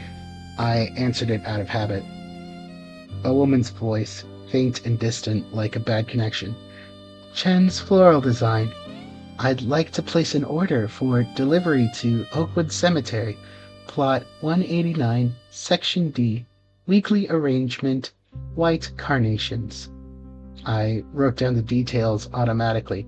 May I have your name for the order? Dorothy Kelvin. Payment information is in your system. The line went dead. I checked our online portal. The order was already there. Payment confirmed from a Bank of America account. Torres grabbed my computer and pointed to one of his technicians. That account. Run it. Right now. His colleague made a call, then looked up with confusion. That account belongs to Dorothy Kelvin. Closed in 2015. The account holder is deceased. Someone is watching this shop, Agent Torres said. Oh, they knew we were here. They placed another order to prove a point. Or something is happening, Linda said quietly. Something we can't explain. No, there's always an explanation. We're setting up surveillance at the cemetery. Mr. Chen, you'll make the delivery as scheduled. We'll identify whoever's collecting these orders. On Saturday morning, I drove to Oakwood Cemetery with an FBI surveillance team following me in unmarked vehicles. They positioned themselves throughout the cemetery. They had cameras and recording equipment covering every inch and every approach to plot 189, section D. I placed the white carnations on Dorothy Kelvin's headstone, died 2015, age 73, and returned to my car. The FBI agents waited for 3 hours. No one approached, no one collected the flowers, no one appeared. Agent Torres called me that evening. We reviewed every second of footage, no suspicious activity, no one approached that grave except you. I sounded confused. Wait, then who's placing the orders? Well, that's what we're going to find out. Your wife showed us decades of clean financial records. We believe that you're not involved in fraud, but someone is using your business, and we need your cooperation. Okay, so what do you want us to do? Simple. The next order you receive, you don't deliver it. You call us immediately, and we'll trace it in real time. Issue a refund, and see if we can track anything from where the money goes. Linda and I agreed. I mean, it's not like we had much of a choice. If we refused, then we could be considered complicit in whatever was going on, or we could be charged with obstruction of justice for whatever reason. So, the next morning, when the phone rang at 6 a.m., I heard the same distant, hollow voice. Chen's Floral Design. I'd like to place an order for Oakwood Cemetery, Plot 52, Section A, Red Roses. May I have your name? I asked, and I signaled Linda to call Agent Torres. Thomas Brenner. Payment confirmed. I hung up immediately and tried to process a refund. The system showed the payment, but when I attempted the refund, an error message appeared. Account does not exist. Agent Torres arrived within 30 minutes with a technical team. They installed recording equipment on our phone lines, computers, and security cameras. Whatever happens next, we'll document everything. At night, Torres and 2 other agents stayed in our shop with their monitoring equipment. Linda and I sat in the back office. We were exhausted and terrified. At 11:47 p.m., the phone rang. There was no caller ID, just static. Agent Torres insisted on answering, and we put it on speaker so the recording equipment could capture everything. Chen's Floral Design, he said professionally. Silence. Then a voice. Faint, hollow, but unmistakably similar to Torres's own voice. I'd like to place an order for Oakwood Cemetery, Plot 412, Section F. White lilies and roses, for the grave of Michael Anthony Torres. Torres went pale. What? What did you say? Michael Anthony Torres. The date of death? December 17th, 2024. That was tomorrow.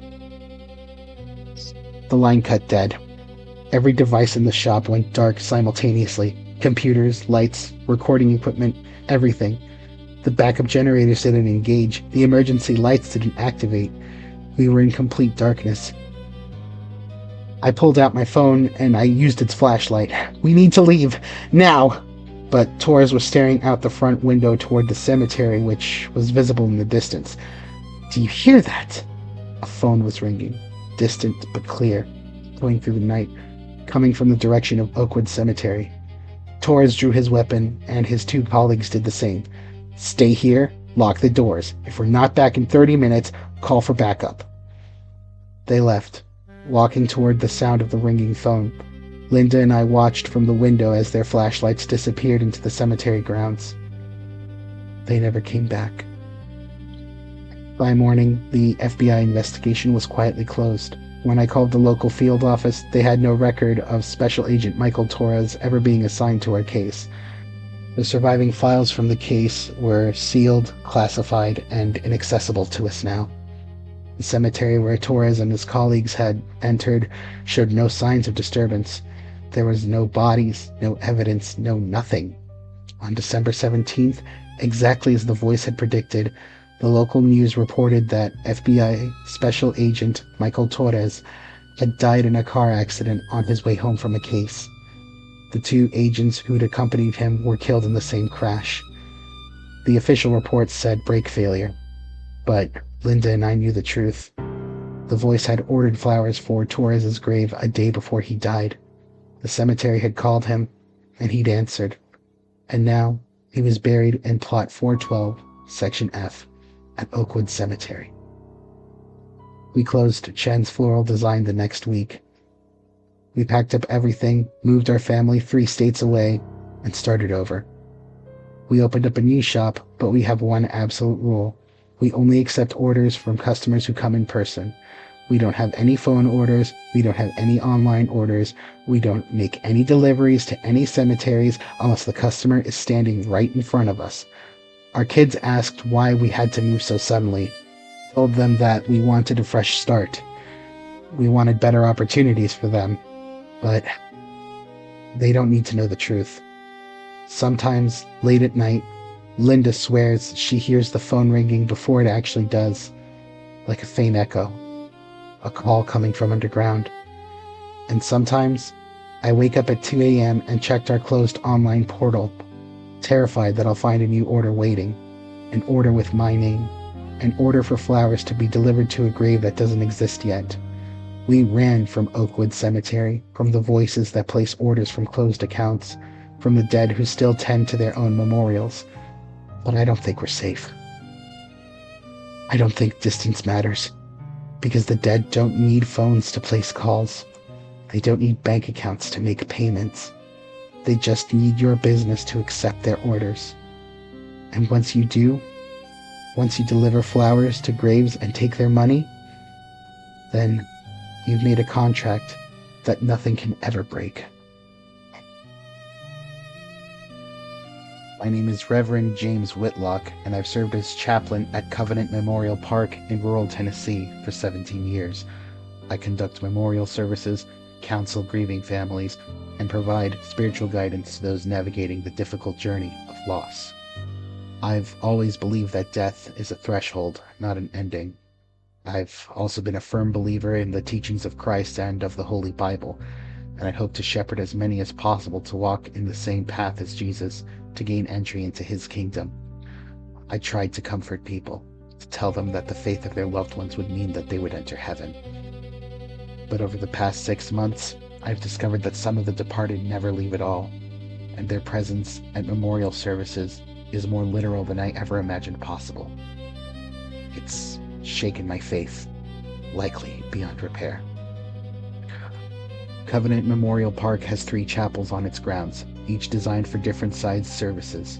As part of my duties, I maintain guest book records for each service, allowing mourners to sign in and leave messages for the deceased's family. It's a simple tradition, comforting to those who later read through the names and realize how many people cared about their loved one. 6 months ago, however, I began noticing something strange in those guest books. The first time was at a memorial service for someone named Dorothy Patterson, aged 83, who'd passed peacefully in her sleep. About 40 people attended, family members, church friends, neighbors, a typical service for a well-loved woman who'd lived a full life. After the service, I reviewed the guest book as I always did, planning to provide the family with a copy. Most signatures were familiar, people I'd seen at the service, names I recognized from the community. But one signature stood out: Walter Patterson. Walter Patterson was Dorothy's husband. He'd died in 2019, 4 years earlier. I'd conducted his memorial service myself. I assumed it was a mistake. Perhaps their son, Walter Jr., had signed his full name without the Jr. designation. But when I checked the family's contact information, Walter Jr. had signed the book separately, 2 lines below his father's signature. The handwriting was also different. So there were 2 distinct signatures, and 2 different Walters. I dismissed it as coincidence. Perhaps a family member who had the same name, or someone who'd signed as a memorial gesture, honoring both Dorothy and her late husband. But it kept happening. At Gerald Morrison's service, 3 signatures appeared from people who died years before: his sister Anne, his childhood friend Marcus, and his first wife Helen. All 3 had been dead for over a decade. All 3 signatures appeared in the guest book, witnessed by the funeral staff who'd worked the service. So I went and I talked to Caroline Reed, who was our funeral director, and I asked her, "Did you notice anyone unusual at the Morrison service? Anyone signing the guest book who seemed out of place?" Caroline reviewed her notes. "About 57 attendees total, all family and close friends. Nothing unusual." "Do you remember seeing Anne Morrison sign the guest book? Gerald's sister." "Reverend, Anne Morrison died in 2013. She couldn't have been there." I showed her the signature. Caroline looked at it for a long moment, her expression shifting from confusion to something that looked like fear. I don't remember this. Reverend, I swear, I stood by the guest book during the service, greeting people as they signed. I would have noticed if someone had wrote a deceased person's name, but this handwriting, it looks old-fashioned, like something from decades ago. Over the next 3 months, I documented every memorial service carefully. I watched the guest books, monitored who signed them, and compared the signatures afterwards. And I discovered a pattern. At every single service, between 3 and 7 signatures appeared from people who were already dead, sometimes recently deceased within a year or two. Sometimes they were dead for decades. All of them were connected somehow to the person being memorialized. But none of the funeral staff remembered seeing them sign. Caroline, the ushers, the musicians, the other chaplains who occasionally assisted, none of them had any memory of these people attending the services. I spoke to Caroline about it, and she told me, It's like they signed the book when no one's looking. But I'm standing right there the entire time. How could I miss 7 people coming in? This was after the 5th incident, and I had no answer. Security cameras in the chapels only covered the entrances and main aisles, not the guest book stations. When I reviewed the footage, I saw the mourners approaching the table, signing the book and moving on, but I couldn't see what they were writing. So, I decided to conduct an experiment. At the next memorial service, for a man named Edward Holloway, age 71, I positioned myself directly beside the guest book. I would watch every single person who signed, note their names, and compare them afterward. The service proceeded normally. 63 attendees, all of them filing past to sign the book. I watched each one carefully, noting their names and faces. After the service, I reviewed the guest book immediately. There were 71 signatures. That was 8 more people than those who had attended, and among those names were those I had recognized from the other cemetery records. There was Edward's mother Ruth, who died in 1998, his brother Thomas, who died in 2008, his childhood friend David, who died in 2015. I had watched the guest book for the entire service. I had not seen these people sign, yet their signatures were there, in handwriting that matched documents from their own funerals decades earlier. That night, I stayed in Chapel B, where Edward Holloway's service had been held. The chapel was empty, quiet, lit only by the eternal flame candle near the altar. I opened the guest book and stared at the impossible signatures. I looked up at the altar, at the flame, and I could only ask, why? Why are you signing these books? Why are you attending services for people you've already left behind? The candle flickered. There was no breeze, and I heard faint, barely audible, almost a whisper that seemed to come from everywhere and nowhere at once. We never left. I spun around, but the chapel was empty. Just me, the guest book, and the signatures of the dead. We never left. The whisper repeated. There were multiple voices now, all overlapping. We're still here, waiting, attending, mourning those who join us. The guest book's pages began turning on their own, flipping backwards through months of services. Every page showed the same pattern, signatures from the deceased, attending the memorials of those who died after them. We come to welcome them, to show them they're not alone, to prove that death doesn't end connection. We signed the books so the living will know the dead never truly leave. The candle went out, plunging the chapel into darkness. I fumbled my phone, using its flashlight to find my way to the door. Behind me, I heard the sound of pen on paper, scratching, writing, signing. Dozens of signatures being added to the guest book by hands I couldn't see. I ran from the chapel and went straight to my car. I'd locked my doors, and I had the engine running. I don't think I ever broke the speed limit before, but I definitely did as I raced back home. I requested a leave of absence the next morning. I told the Memorial Park Board I needed time for personal reflection, that 17 years of conducting funerals had taken an emotional toll. They granted me 4 weeks and assigned another chaplain to cover my services. I spent those weeks trying to convince myself that I had imagined everything. How could I have not? Stress-induced hallucinations had to be. The strain of too many funerals, too many grief-stricken families, too many years surrounded by death. I wish that was the case. Then Caroline called me. Reverend Whitlock, I know you're on leave, but there's something you need to see. I went back to the cemetery and met her at Chapel A, where a memorial service had been held that morning for a woman named Grace Henderson, aged 94. Caroline led me to the guest book. Her hands were shaking. The service ended just an hour ago. I reviewed the signatures immediately because I needed to check on something. She opened the book to the last page. The 63 signatures from the living mourners. There were 12 additional names. Deceased family members, friends from decades past, and Grace's late husband. And at the bottom of the page, handwriting I recognized as my own, was a signature that made my heart stop. James Michael Whitlock. Date of service, December 28th, 2024. I looked at it and I couldn't believe anything. I didn't write this, Caroline.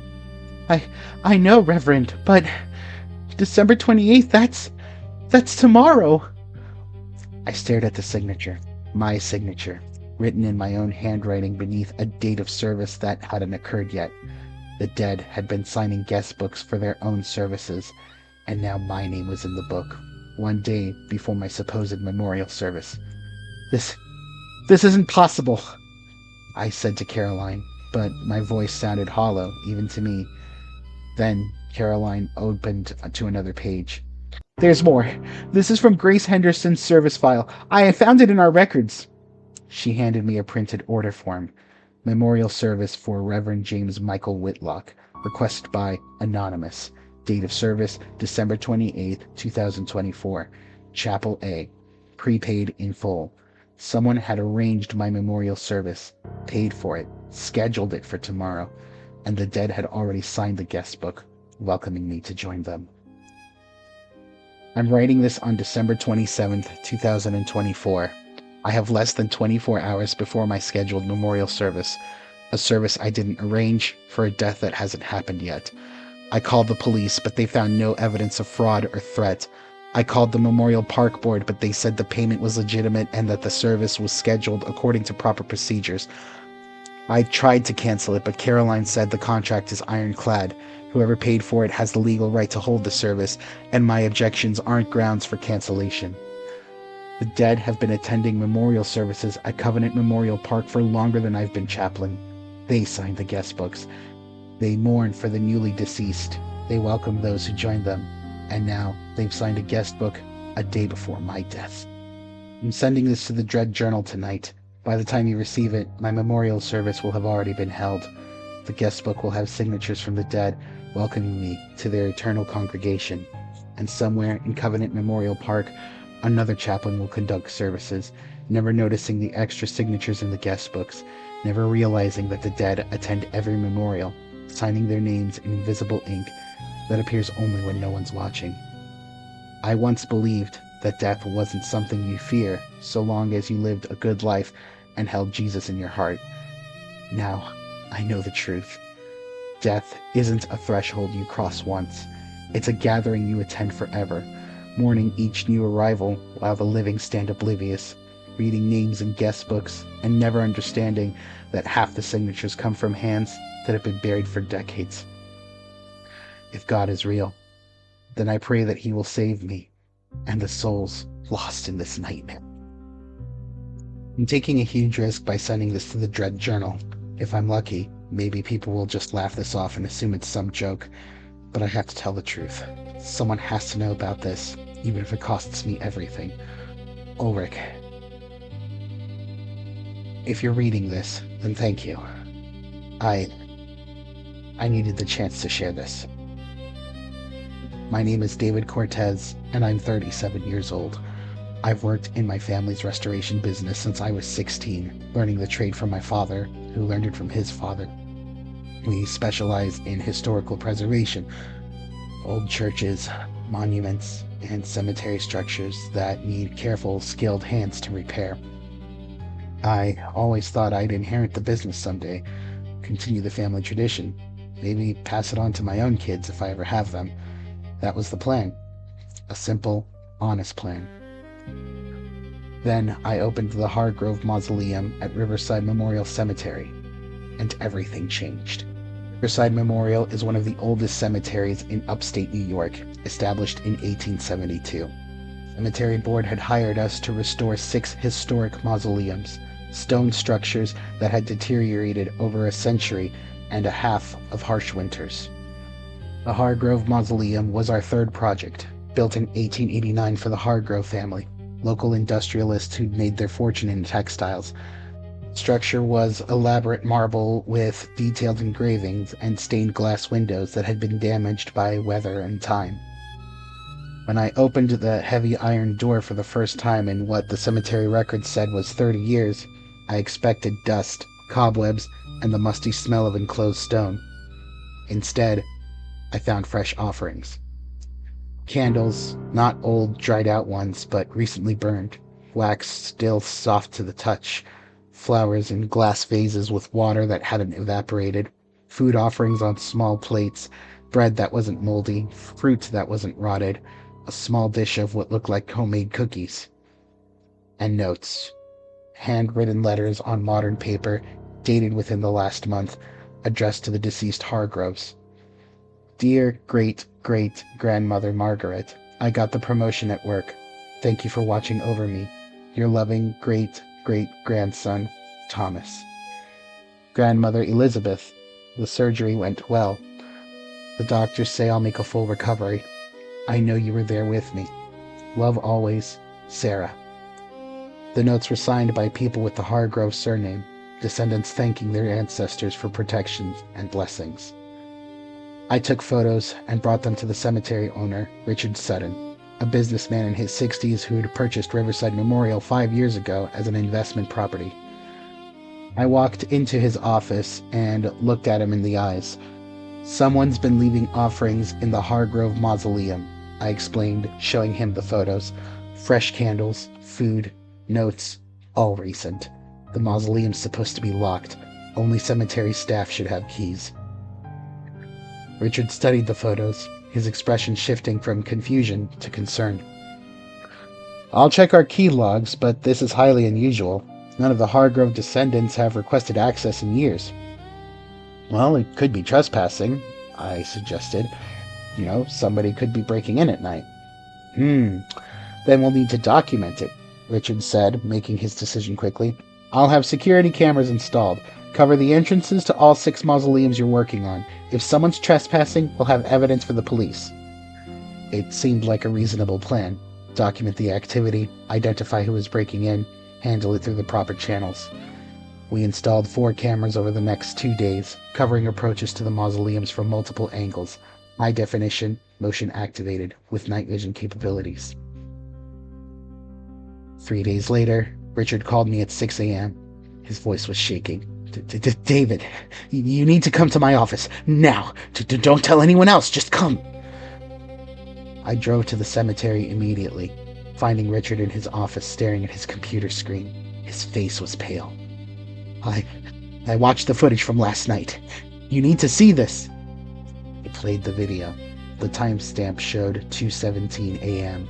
The camera angle covered the entrance to the Hargrove Mausoleum, clear view of the iron door and the stone steps leading up to it. A figure approached from the left side of the frame.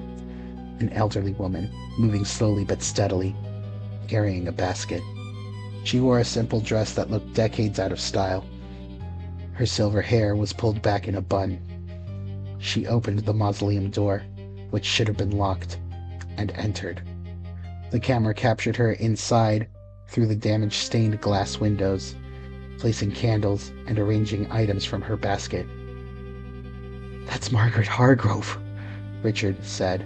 I've seen her photograph in the cemetery archives. She died in 1924. She's buried in that mausoleum. I stared at the screen and looked at Richard. No, that's impossible. It's someone who looks like her, someone in some kind of period costume. No, no, no, no, no. No, David, watch the rest. Over the next 2 hours of footage, 5 more figures visited the mausoleum. All of them matched descriptions and photographs of people buried in Riverside Memorial, all dead for decades, and every one of them left offerings not on their own graves, but on the crypts of their descendants.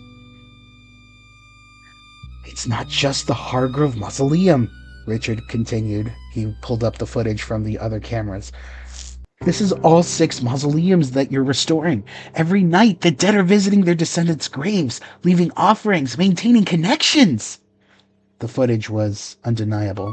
Men and women in period clothing, matching photographs of the deceased, visiting mausoleums that should have been locked, tending to the crypts of family members who had died after them. This is incredible, Richard said, and I heard something in his voice that made me uneasy. There was not fear in it. There was excitement. Do you understand what this means? Proof of life after death. Documented evidence of the dead visiting their descendants. This footage could be worth millions. Whoa, Richard. We can't what? Can't share the most significant supernatural documentation in history? This will make Riverside Memorial famous. People will pay anything to visit a cemetery where the dead are proven to return. No. Richard, calm down and think for a second. Nothing good ever comes from disturbing the dead. My father always taught me that. When you work on graves, you do it with respect and you leave things alone. You don't exploit them. Oh, but I'm not exploiting anyone. All I'm doing is sharing evidence. Tomorrow, I'm contacting the media outlets. This footage goes public and Riverside Memorial becomes the most famous cemetery in the country. I tried to argue, but Richard had already made up his mind. He was seeing dollar signs, not consequences. I returned to work the next morning under the supervision of a city council representative, Mrs. Patricia Holloway, who had been sent to oversee the restoration projects and ensure they met historical preservation standards. Around 11 a.m., she received a phone call. I saw her face go pale, and she listened, and then she ended the call and turned to me. Richard Sutton died this morning. Car accident on Route 9. Lost control. Went off the road into a ravine. What? When was this? She looked at me and closed her eyes. About 8 a.m. He was on his way to meet with news outlets. Everything in his car burned. His laptop, phone, all of his files. The fire department said it was unusually intense for a standard vehicle fire. I felt my hands shaking. Richard had been planning to sell the footage, and now he was dead. All evidence destroyed. Wait, the security footage from the cemetery. Do you know if... Mrs. Holloway shook my head at me. The cemetery's entire security system failed last night. Hard drives corrupted. All footage was lost. The technician said he'd never seen anything like it. That afternoon, when I was working alone in the Hargrove Mausoleum, repairing damaged marble, I heard footsteps behind me. I turned and saw my grandmother. Abuela Rosa had died 6 years ago. I'd been at her funeral, watched her casket lowered into the ground in the family plot here at Riverside Memorial. I'd visited her grave dozens of times since, and even more so once I started working here. But now she stood in the mausoleum doorway, and she was wrong somehow with the way that she was looking at me. Her body was emaciated, skin hanging loose on her frame, patches of rot visible on her exposed arms. Her dress was the same one she'd been buried in, but was now stained and deteriorating. Her smile, that warm, loving smile I remembered from my childhood, that was still there, shining through the decay. "Mija," she said, her voice raspy but unmistakably hers. "You need to listen very carefully." I couldn't move, couldn't speak. Terror and grief warred inside me. The man who wanted to sell our secrets, oh, he paid the price we all agreed upon. The dead keep their vigil in peace, and the living do not disturb us. That is the balance. Pero, abuela, what? You saw what we do. We visit our descendants. We leave offerings. We maintain the connections between the living and the dead. This has been our way for generations, and it must remain secret. She moved closer, and I could smell the decay, see the way that her flesh had begun to separate from bone. But her eyes, they were still kind, still the eyes of the woman who'd raised me when my parents worked long hours. You will keep the secret, mijo. You will remove the cameras. You will destroy any remaining evidence, and you will never speak of what you've seen. And if I don't? Then I will be forced to take your life. I love you, mijo, but the secret must be kept. Do you understand? I nodded, unable to do anything else. My grandmother, my dead, rotting grandmother who still loved me, had just threatened to end my life if I didn't comply. She reached out and touched my cheek with fingers that were cold and partially skeletal. Good boy. Finish your work here. Remove the cameras. And remember, when your time comes, you'll join us. You'll visit your descendants. Leave them offerings. Watch over them through death as you watched over them in life. Then she was gone, simply vanishing between one moment and the next.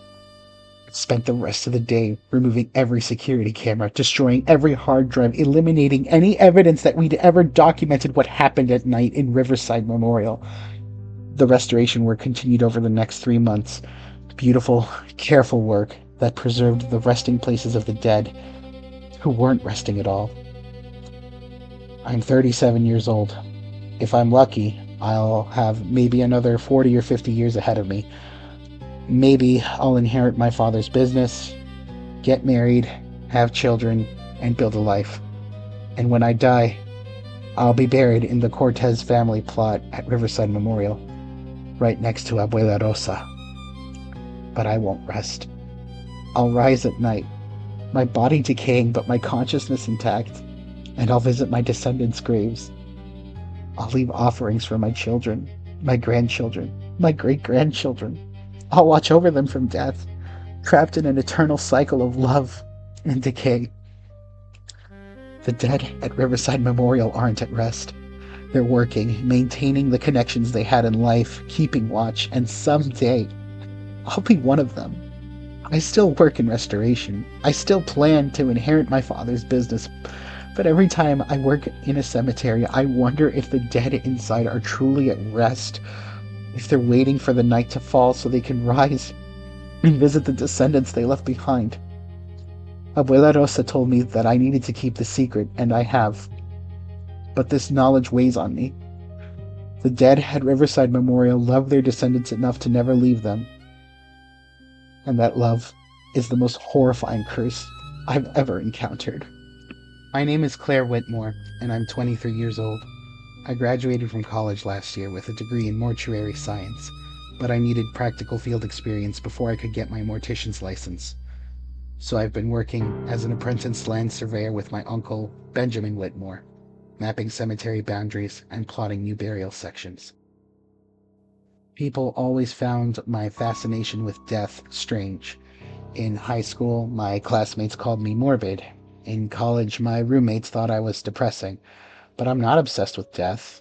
I just understand that it's inevitable, and someone needs to care for the deceased with dignity and respect. I thought working with my uncle would help me learn the practical side of cemetery management. I thought it would prepare me for my future career. I was right. Just not in the way I expected.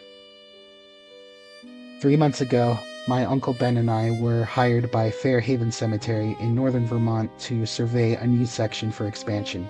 Fairhaven was running out of burial space, and they'd purchased adjacent land that needed to be mapped, measured, and prepared for grave plots. It was straightforward work. We'd done dozens of these surveys before. Walk the property, mark boundaries, identify any obstacles or issues, create detailed maps showing where new graves could be placed. Uncle Ben had sent me to the northwestern corner of the new property, a wooded area that would need clearing before it could be used for burials.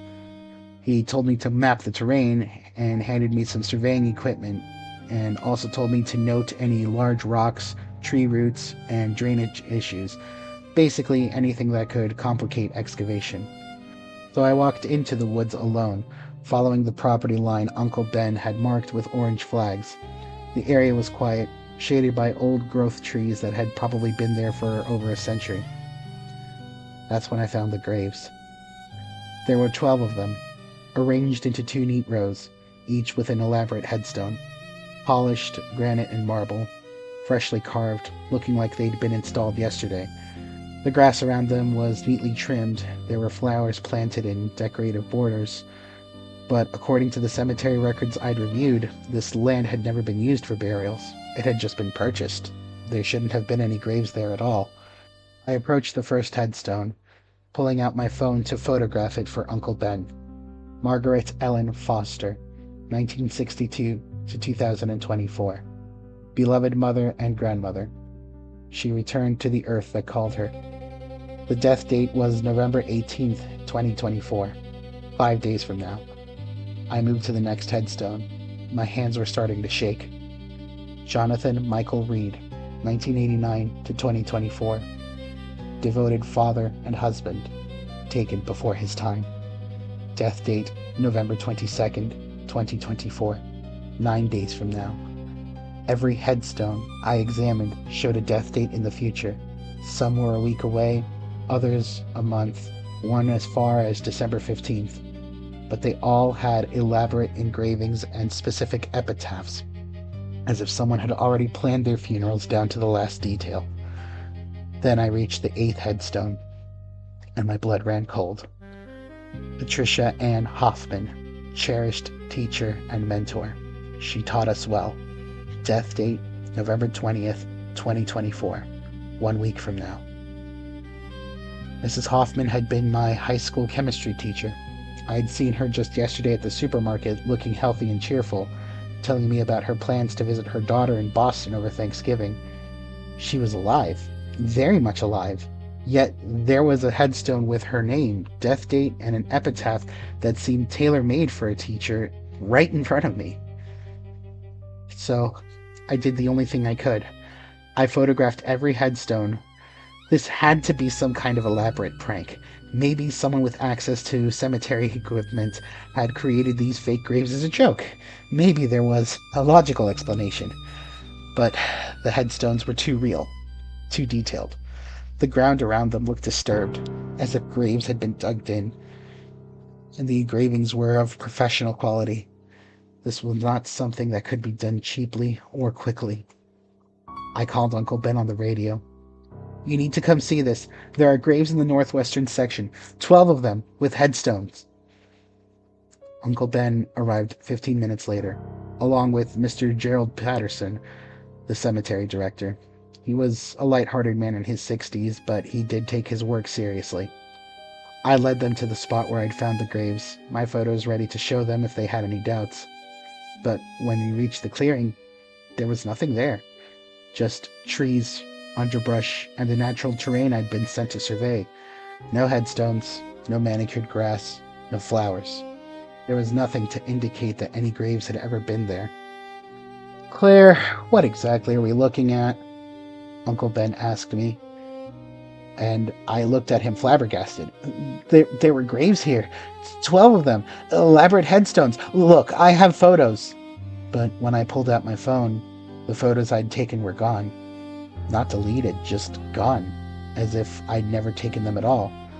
The gallery showed images from earlier in the day, then jumped to a blank space where the headstone photos should have been. Mr. Patterson laughed, but he seemed kind about it. Oh, young people, they always like to cause trouble. I appreciate the creativity, Miss Whitmore, but we have real work to do. What? But I am not making this up. There were headstones right here with names and death dates. Claire. My Uncle Ben's voice was sharp. That's enough. This isn't funny. You're wasting everyone's times with bad jokes. But Uncle Ben, it's not a joke! They were already walking away. Uncle Ben was shaking his head in disappointment. Mr. Patterson still laughing and going on about young people and their pranks. I returned to the clearing after they left, but the graves remained invisible. I could see the trees, the undergrowth, the natural terrain, but I knew, with absolute certainty, that the headstones were still there, just invisible to everyone but me. Over the next week, I continued surveying work, trying to convince myself I'd imagined the whole thing. Stress, maybe, or exhaustion from long days in the field. I wish I was right about that. On November 20th, the news reported that Patricia Ann Hoffman, 53, had died after falling from a cliff while hiking in the nearby Green Mountains. Rescue teams had recovered her body that morning. A death was being investigated as an accident. I drove to the northwestern section of Fairhaven Cemetery immediately. Surveying work was still ongoing, and the land had not yet been prepared for official burials. But there, exactly where I'd seen the headstone before, was Mrs. Hoffman's grave. A fresh plot, recently dug and filled, with the same elaborate granite headstone that I'd photographed just a week earlier. Margaret Ann Hoffman, cherished teacher and mentor. She taught us well. Everything matched exactly. The epitaph, the dates, the style of the stone. Mrs. Hoffman had been buried in a grave that I'd seen a week before she died, on land that wasn't even prepared for proper burials yet. Over the next month, more people from the phantom headstones died. Margaret Ellen Foster, heart attack on November 18th. Jonathan Michael Reed, car accident on November 22nd. 7 others, all dying exactly when their headstones predicted, all buried in graves that appeared to me weeks before their deaths. Each time someone died, I would return to the northwestern section and find their grave already there, complete and perfect, as if it had always existed. But whenever I brought Uncle Ben or Mr. Patterson to look, they only saw the undeveloped land. I was the only one who could see the graves, the only one who knew that death was being plotted and planned, marked in stone before it actually happened. Eventually, I stopped trying to tell people. Uncle Ben had already written me off as unreliable, making jokes about my overactive imagination. Mr. Patterson had started questioning whether I was suitable for mortuary work if I couldn't distinguish reality from fantasy. He had long abandoned the idea that I was telling jokes. So, I kept quiet and watched the headstones predict death after death with perfect accuracy. Then, in early December, I saw a new headstone. Benjamin Charles Whitmore, 1968 to 2025, devoted uncle and mentor. He measured the earth and found his rest. Death date, January 12th, 2025, 1 month away. I ran to Uncle Ben immediately, finding him in his truck reviewing survey maps. Uncle Ben, I need to talk to you. It's important. Please just listen. Claire, if this is about those imaginary graves again, it's about you. There's a headstone with your name on it. It says you're going to die on January 12th. Please, you have to believe me. You have to be careful. Uncle Ben closed his survey map slowly, looked at me with eyes that were filled with pity and frustration. Claire, I'm going to say this as gently as possible. I think you need to take some time off. Maybe see a professional, because this obsession with death has crossed the line from career interest to something that's just unhealthy. Uncle Ben, I'm not obsessed. I'm trying to warn you. Look, Claire, I'm going to be on vacation in January anyway. I'm leaving right after we finish this survey. I'll spend 2 weeks in Florida, far away from this cemetery or whatever death predictions you might have. So whatever you think you're seeing, it's not going to happen. He wouldn't listen. No one would listen. We finished the survey work on January 10th. Uncle Ben left for Florida the next morning, texting me photos of palm trees and beaches, joking that he was very much alive and enjoying the sunshine. On January 12th, I received a call from my aunt. Uncle Ben had died the night before from alcohol poisoning. He'd been drinking heavily on vacation, celebrating the completion of the survey project. His heart had stopped sometime after midnight. That's why the death certificate listed the date as January 12th, 2025. Exactly what the headstone had predicted. I drove to the northwestern section of Fairhaven Cemetery, which was now officially open for burials. Uncle Ben's grave was there, complete and perfect, the headstone matching exactly what I'd seen a month earlier. And beside it, I saw the final headstone. Claire Marie Whitmore, 2001 to 2025. She understood too late. Death always has its due. The death date was listed as January 18th, 2025, 3 days from when I discovered it. That's why I'm writing this on that same day. I have 3 days left before my own predicted death. I've tried to run, tried to leave Vermont, tried to escape whatever fate is carved in that stone, but I know it won't matter. Mrs. Hoffman tried to be careful hiking. Uncle Ben was on vacation, far from any danger. Every person whose headstone I saw tried to avoid their predicted death, and every single one of them died when the stone said they would. Death always has its due. That's what my epitaph says, and I finally understand what it means. These aren't predictions, they're appointments. Scheduled deaths that can't be avoided, no matter how far you run or how careful you are. I'm sending this to the TheDreadJournal today, on January 15th. By the time you receive it, I know I'll be dead. 3 days from now, on January 18th, something will happen to me. I don't know what, but I know it will happen.